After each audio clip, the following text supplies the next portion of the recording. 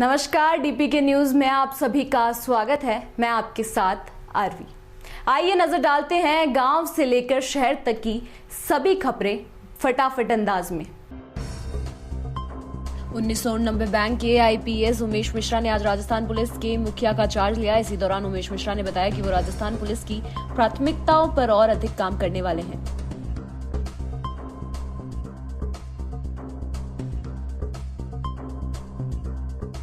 कमजोर लोगों के खिलाफ जो घटनाएं होती है, अपराध होते हैं, उनको रोकने का काम लिया जाएगा। संगठित अपराध और अपराधियों पर नकेल सका जाएगा। राजस्थान पुलिस के लिए एक बड़ा चैलेंज आर्थिक अपराध है।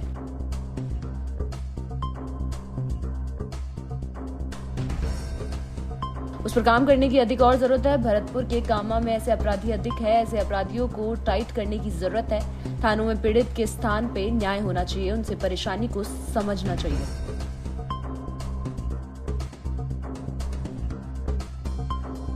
पीड़ितों की शिकायत पर प्रमोट एक्शन लिया जाना चाहिए। परिवादी को बहुत ज्यादा थानों में चक्कर नहीं लगवानी चाहिए। इन्वेस्टिगेशन फेयर होनी चाहिए। इसके लिए क्या किया जाए, इस पर पुलिस मुख्यालय देखेंगे।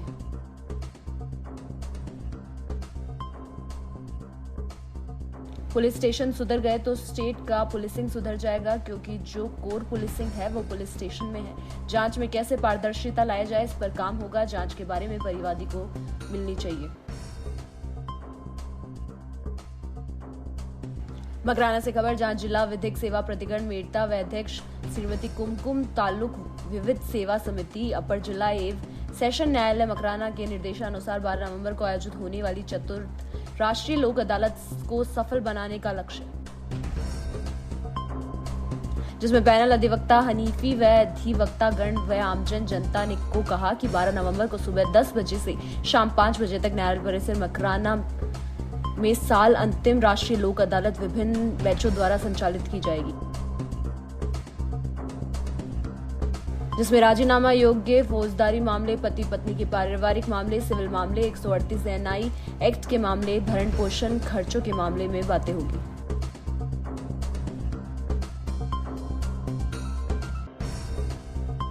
इस लोक अदालत में बैंकों के मामले में व बिजली के मामलों में गरीब परिवार को छूट भी दी जाएगी। इसलिए इस लोक अदालत का फायदा आमजन जनता से ज्यादा उठाए।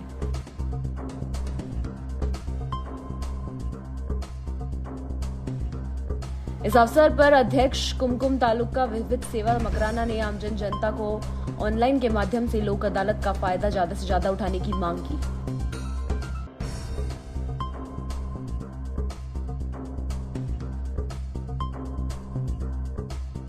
चंदेरी में जल जीवन मिशन के अंतर्गत लोक स्वास्थ्य यात्रिकी विभाग द्वारा जल नल योजना का कार्य आईएएस निधि सिंह द्वारा निरीक्षण किया गया,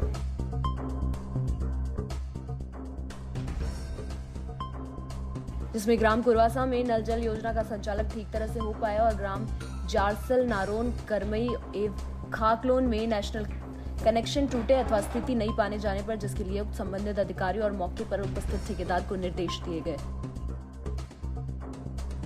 नवंबर माह में पूर्ण किए जाने वाले ग्राम कार्यों को विद्युत अभाव के कारण पानी की सप्लाई बाधित है। संबंध में विद्युत विभाग से जानकारी मांगी गई।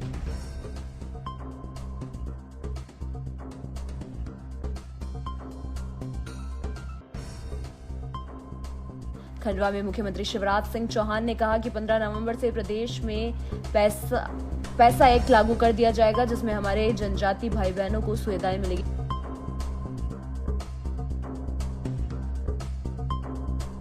तेंदुपत्ता सगरा के बच्चों की पढ़ाई का खर्च भी सरकार देगी। अब तेंदुपत्ता के कुल लाभांश की 75% राशि तेंदुपत्ता सगराओं के वितरित की जाएगी। खालवा में अगले शिक्षण स्तर पर महाविद्यालय भी खोले जाएंगे। मुख्यमंत्री चौहान आज खालवा जिला के खंडवा में लघु विपोजन सहकारी समिति की क्षमता वृद्धि हेतु प्रशिक्षण सह जागरूकता व लाभांश वितरण समारोह को संबोधित करेंगे।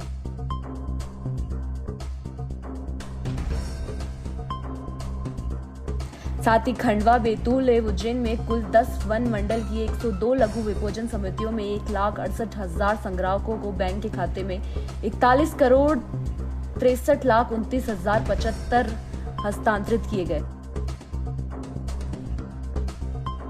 मुख्यमंत्री चौहान ने कहा कि क्षेत्र में विकास में हर संभव प्रयास किए जाएंगे और उन्हें तेंदुपत्ता सगराव को बधाई और शुभकामनाएं दी। उन्होंने नागरिकों से अपील की कि अपने क्षेत्र में नशा मुक्ति बनाई जाए।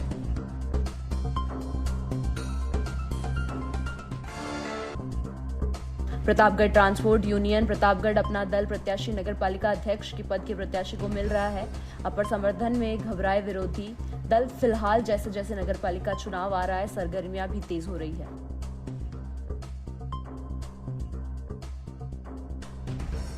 फिलहाल कद्वार बीजेपी नेता सपा जिला अध्यक्ष 1 घंटे गुप्तगू चर्चाओं का बाजार गर्म हो गया है। नगर पालिका का चुनाव जल्दी होने वाला है। फिलहाल सब लोग अपना अपना अनुमान लगा रहे हैं। बुढ़ापे से परेशान 80 साल के पति पत्नी ने एक साथ मरने की सोची, इसलिए वे ट्रेन के आगे आकर लेट गए, लेकिन स्पीड कम होने की वजह से दोनों की जान बच गई। वहां मौजूद लोगों ने उठाया तो कहने लगे, हम अब नहीं जीना चाहते। मामला अलवर शहर के हसन खां के पास डबल फाटक का है। ट्रेन की स्पीड कम थी, इसलिए दोनों की जान बच गई। जानकारी के अनुसार 82 साल का बाबू सिंह और 80 साल की छोटी देवी 10 साल से अलवर में रह रहे हैं।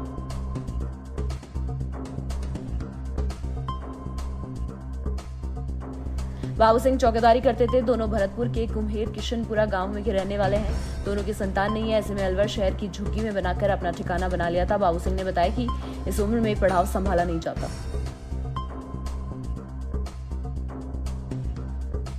अब वह चौकीदारी करके थक चुके थे। उन्हें लगा था कि दोनों में से यदि किसी एक की पहले मौत हो गई तो उनका जीवन कैसे कटेगा। ऐसे में दोनों ने साथ मरने की सोची।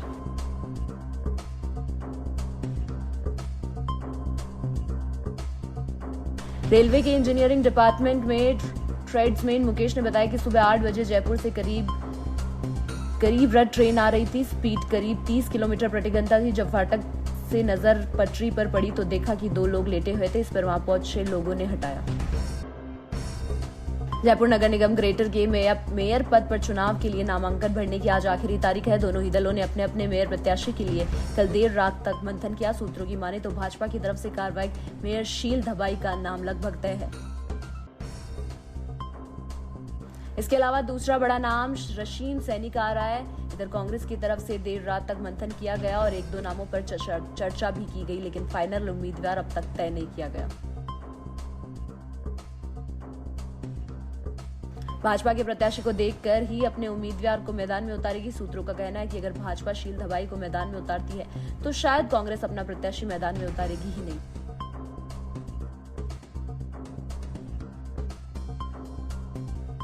वहीं धाबाई ने पिछले 3 बड़े फैक्टर भी है जो उनकी दावेदारी को मजबूत करते हैं। पहले उनके विरोध में जयपुर नगर निगम ग्रेटर का कोई विधायक खुलकर नहीं है। दूसरा बड़ा, धाबाई अगर मेयर बनती है तो वह जयपुर के किसी भी विधायक में आगामी साल में होने वाले विधानसभा चुनाव में राह कांटा नहीं बनेगी। शील धबाई के अलावा दूसरा नाम रशीम सैनी, सुखप्रीत बंसल और कविता कटियार का नाम भी है, लेकिन इन 3 में से रशीम सैनी को प्रबल दावेदार माना जा रहा है।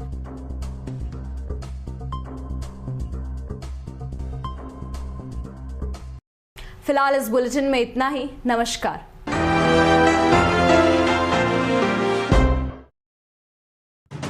राजस्थान